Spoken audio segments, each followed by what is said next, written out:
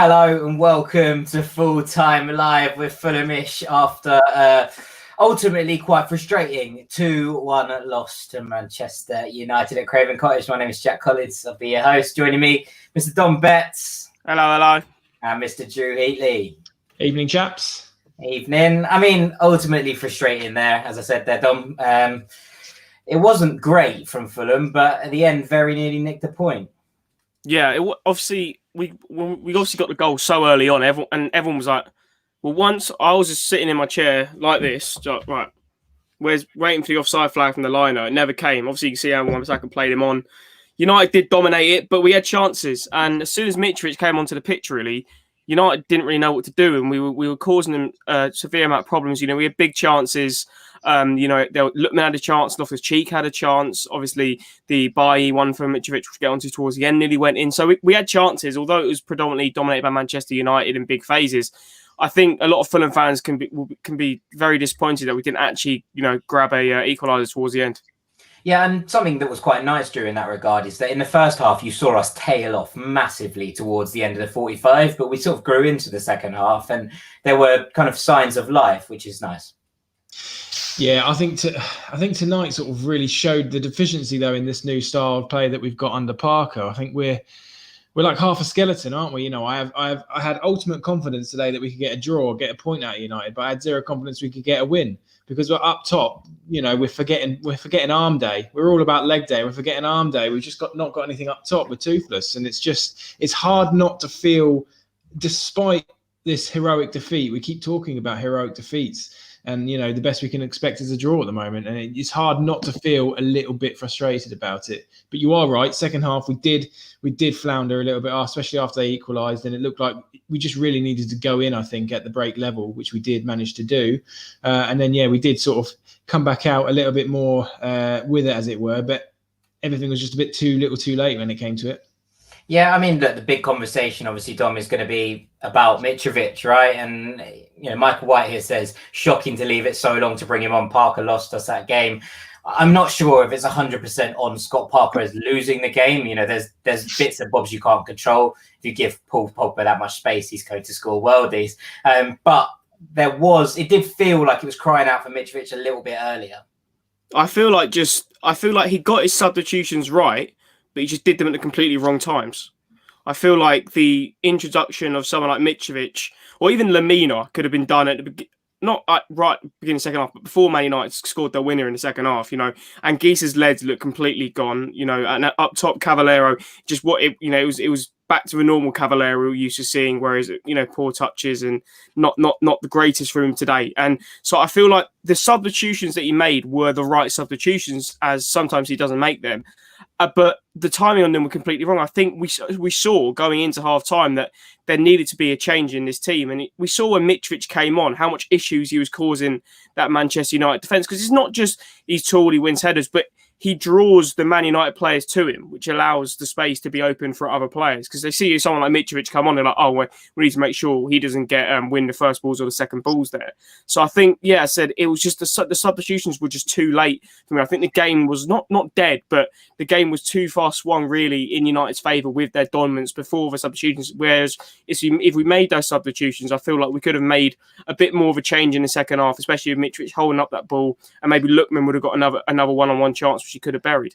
Yeah, and Drew Frank says Cav's not a footballer. Cannot remember the last thing he did with the ball at his feet. Now, this is obviously far too harsh, but it is a point that we saw that one at the end of the first half where he kicks the ball against his feet. He did the same against Chelsea. He did the same with the penalty earlier in the season. It does come a point that, look, I'm not suggesting that Cav doesn't offer anything. I think that would be mental. I think there is definitely some elements to this game that Cav uses as a hold-up player and as a forward man that are simply things that Mitrovic wouldn't do. Not that he couldn't do them, but he wouldn't do them. He wouldn't run down those channels. He wouldn't chase those corners. And we saw it in the playoff final. We've seen it in numerous games that can be effective. But at the moment, the things that fall into his feet are proving costly, it feels. Yeah, where it matters, when it matters, it's not coming off a Cav at all. I mean, you can be a professional footballer and not know what your other leg's doing, not once, not twice, but 3 times in the space of one season. Defies belief. When it matters at the moment, Cav isn't good enough. And I, there's a great piece on the Fulhamish website this week from Tim Clark who talks about Mitrovic and why we need to make room for him. And the more I think about it, when I read it, he backs up his arguments. You talk about Mitrovic wouldn't do those sorts of things that you mentioned, and maybe that's the case. But I think when he's been out of this side and he's now seeing what he's missing out on, I honestly believe that you can get him to do. It's in his wheelhouse. It's in his ability set. He can do these things. He can be coached to do these things. I just don't understand why we're talking this summer, this January transfer window about we need a striker. We've got goals on the bench. Whose fault is it that we cannot figure out a way to tweak the system to get somebody like Mitrovic in? Is it Parker's fault? Because if you look at what happened today when Mitrovic came on, I'm not saying he changed the game, but we definitely looked more like scoring once he changed the game. I think that's fair enough of opinion. But it's the exact same thing happening against Brighton. When he came on, we looked more like scoring, and it's been fairly obvious. Obviously, we had the break with the coronavirus outbreak, and then obviously he wasn't amazing against QPR, but we've seen in the 2 Premier League games when he's come off the bench, he has made an impact. I'm not saying he should be starting every single game, but you can see the impact that he's making. So why is he not, even if he's just coming off the bench, why is he not coming off the bench with half hour to play, with 35 minutes to play? Because you can clearly see the impact that he has. And as I mentioned, it's not just he can hold the ball, it's the way he drags other defenders to open space for our other attackers. Yeah, one of his biggest sort of drawbacks is his stubbornness and his inability to understand that making a substitution or two before the arbitrary hour point sometimes will change the games in his favour. He just doesn't do it before the hour mark. I haven't done the research, but I guarantee you can probably count on both hands the amount of substitutions he made this season before 60 minutes. And it's a massive, massive drawback. Yeah, I mean, Michael White's put it here. Do you think Parker will ever make a change before the 70th minute? Rick says Parker has a tendency to leave his subs 10 minutes too late. I think all of these points are very valid, and it does feel that way. Let's talk a little bit about the positives. Dom and Man, who you thought was man of the match, this is from Sex God. He says, I think Reed played exceptionally. Yeah, and I think Reed was our man of the match, and I think was the man of the match by a country mile. But you just knew Jermaine Genius was going to give it to Cavani because he couldn't stop talking about his work rate all game. I thought Cavani was good for what his work. He was good, but I don't think he was better than Harrison Reed today on an individual performance. But Cavani's on a winning team and he scored a goal, so therefore he will get man of the match.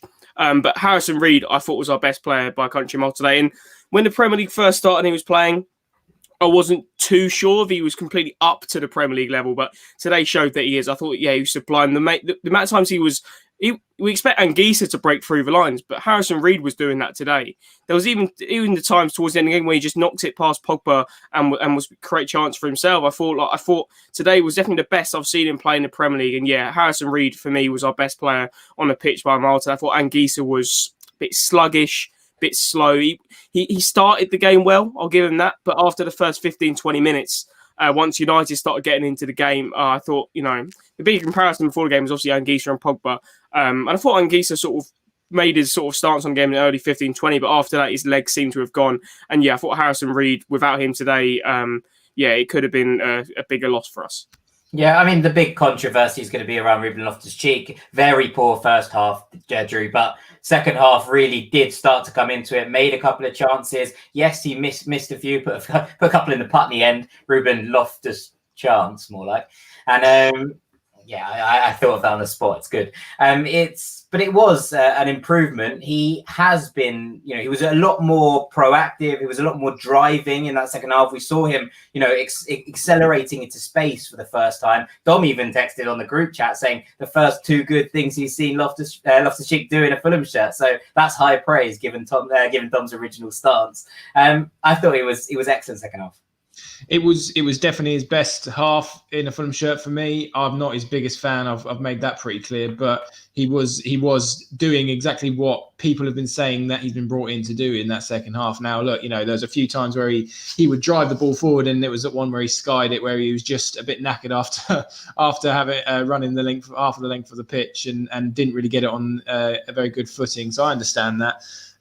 There's a couple of chances where Lookman will be kicking himself that he didn't get on the end of the first ball across the box, and in the second one he couldn't finish it. So yeah, I think Loftus-Cheek was really good in that second half. I'll stop short of saying great, but again, anonymous for the first 45. So if we can get a 90 out of him and then get a run of 90, who knows? We might actually get some use out of him. But it was good from him today.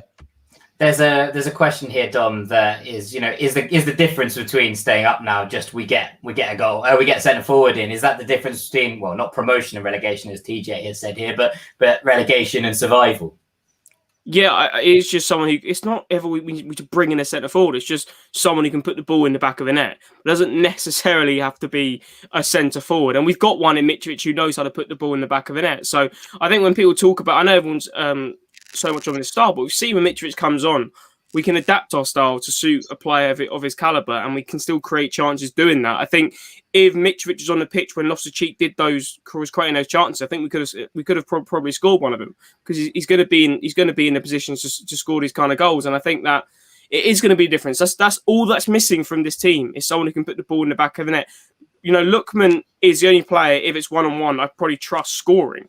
I know he had another chance second half, which obviously he straight at David De Gea, but he's the only one when it's 1-on-1 I'd trust putting the ball in the back of the net, which we saw for obviously our first goal. Loftus-Cheek in the second half, he created a lot, but then he can create those chances, but then that chance when he's 1-on-1 with David De Gea, or he should be hitting that high into near post for me, above, because David De Gea he's taking a fairly low stance, so he could hit it above him into that near post. And for me, it's not whether we need a centre forward. I think the system's was working. It's more that, again, it's just we need players to be clinical. It's not like the Championship where you can afford the players. So you've got Cavaliero's chance against Chelsea today. You've got Lookman's chance. You've got Ruben Loftus-Cheek's chance. So it is just about our players being more clinical than we need to bring in a centre forward as such, I think. But scoring goals is going to be, if you just added goals into the team with 100%, I'd be confident that we'd survive.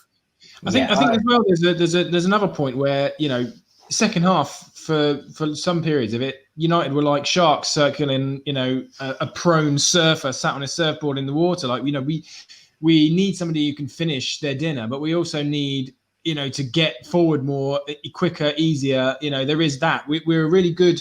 We're a great little race car that you can handle. It handles well, but it's only got 3 gears. Whereas 18 of the other 20 Premier League teams around us have 5 gears, and we don't. We have 2 fewer gears than that, and that's the problem. We need somebody who can finish their dinner, but we also need somebody who can connect that defensive attack a little bit better than what we've been doing consistently throughout a game. Because at sometimes today we were sitting ducks, just waiting for United to pick us off. Yeah, well, I was going to say, it felt like Loftus-Cheek changed that when he did start to actually run up the pitch, because there was a link man between, and it's what we've missed without Tom Kearney, right? Tom Kearney can be that link between defence and attack that we've seen kind of missing, especially when we're playing 2 defensively minded players, I would say, in Anguissa and Reed, who are both a little bit happier to sit at the base. Lamina came on, I thought he was excellent, and, started to push us further up the pitch. And there's a question towards the end here about, from Jordan, who says, does Mitro only look more effective because Man United were effective and we were pushing forward? But I think that's probably a valid point. But I also think it's maybe something we can learn from, that we can put the pressure on, that we can, get into the opposition third, try and suffocate, and then actually try and lay things on. And if we can do that against Manchester United, who literally are top of the league after that tonight, then we can almost do it against everyone. I just wanted to address something here from Harris, who says, why do we always wait ages to sign the players we obviously need to sign? And obviously, Dom, I was gonna throw this to you, but I think it's worth talking about the fact that you often get things as you go towards the end of a deadline of a transfer window that you wouldn't get earlier on in the window. There's no way that Leon give Fulham Joachim Andersen on loan 2 weeks before the end of the window because they think they're selling him. But on deadline day, you can make that happen, and look how important he's been for us. And I think it's naive to suggest that you can just pick up talent at whatever point you want during the window. You have to be a little bit clever with it. Yeah, it's not a full manager. You can't just suggest terms and then wait for the other team to accept it. I do get the point that, for example, if we did have these players from the opening day, then we probably wouldn't be in a relegation battle right now. we'd probably be sitting where Crystal Palace are, or around there in the table, I'd argue, because those opening 4 or 5 games where we didn't really pick up any points.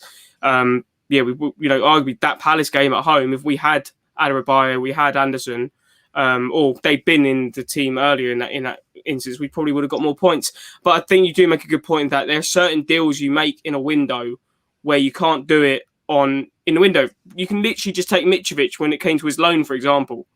That wouldn't have happened if it happened in the middle of a transfer window.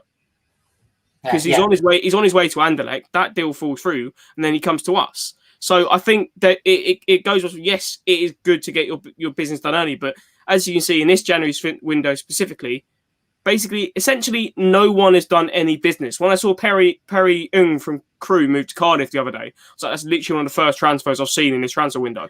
Moussa Dembele joining Atleti is literally the only transfer I could think, and the Snodgrass transfer. There are 2 transfers that have happened in this window. Keogh going from NK Dons to Huddersfield. Like, there's nothing especially in this window. So I think, especially in this window, we will see, I think, a flurry of deals towards the end. But yeah, I think you've got to have balance with the players you can get. So someone like, for example, Tete, who we got a bit earlier on, but still was fairly late in the window. I feel like there's a balance with deals where obviously these players are available early in the window, but you're not going to get the deals that are going to make them right. So I feel like I understand why Tony Khan waits to end the window, and we've heard him say this, but it is, and especially I think in January, when is any deal in the January transfer window done in the middle?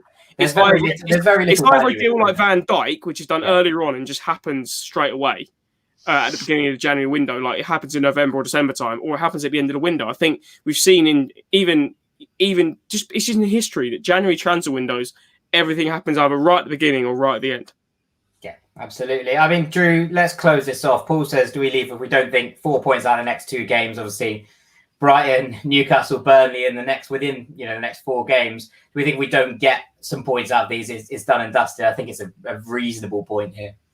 It's a season defining double header, those 2 league games, Brighton and West Brom, and there's no 2 ways about it. Look, we are doing far, far better than we were doing at the beginning of the season. Somebody said on the comments, give us credit, we're doing amazing. I don't think we're doing amazing. I think that we're doing just below what we should be doing at this point in the season with the players that we have and the way that we've been playing. I think, the precarious sort of veneer of progress that draws give you, where we found... Yeah, I think people are forgetting we've only won 2 games this season. Well, this is exactly it. You get this veneer of success where, we've got this progress where you go 5 unbeaten, but actually then it suddenly turns into no wins in 7 or 8 games. So it's a season-defining double header against Brighton and West Brom. We're not going to have this elusive striker that everybody's pinning their hopes on and got their stockings back out of their Christmas boxes for, because it ain't happening before those 2 games. So we really have to see the cut of Parker's jib and the cut of this squad's jib, to be quite honest with you. But I think we've got it in us to get at least 4 points. It gives us a bit of wriggle room to say 4 points, but I think all of us in our heart of hearts know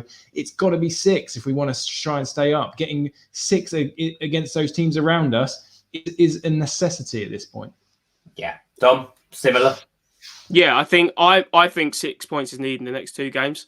If we are to get 4 points, I want the draws coming against West Brom, because I feel like Brighton is a team, although they have got the quality, I still think they can drop into this. And I think it is, but I think 6 points is needed. I think that just because it's not even that it's the point, it is obviously the points are vitally important, but it's also just the confidence that will breed within the squad going into a run of fixtures where we're playing teams who we can get results against. West Ham at home, we nearly got a result at the London Stadium. I know Leicester, they were top of the league before this game, but we beat them at their place, so why can't we do it at ours?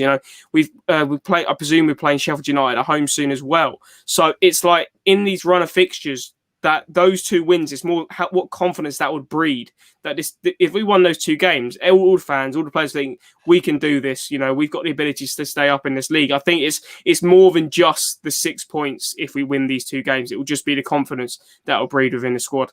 Absolutely, and kicking on towards the end of the season. You know, I think you're right though about the draw against West Brom, because West Brom are below us, right? You want that win against Brighton to reel them in as much as anything else, and I think similar in that Newcastle game. I honestly think that this Newcastle team are in trouble. I've been saying it since the very beginning of the season, and there doesn't seem to be much movement around managerial terms, around what's going on with Mike Ashley. If we beat Newcastle and start to reel them in, they could really become a target as well. So the more teams in the mix, the better for us, I've always said, and that's how it's looking right now. And with that, boys, we should probably call this a day. Nearly 20 minutes of chat on a disheartening but a loss, but with positives in it, especially Harrison Reed and Kenny Tete. And all that's left for me to do is say thank you very much to Mr. Dom Betts. It's all right. Thank you very much, Mr. Drew Heatley. Thank you, chaps. I've been Jack Collins. This has been Fulhamish Full-Time Live. Thank you for watching. Appreciate it. You whites.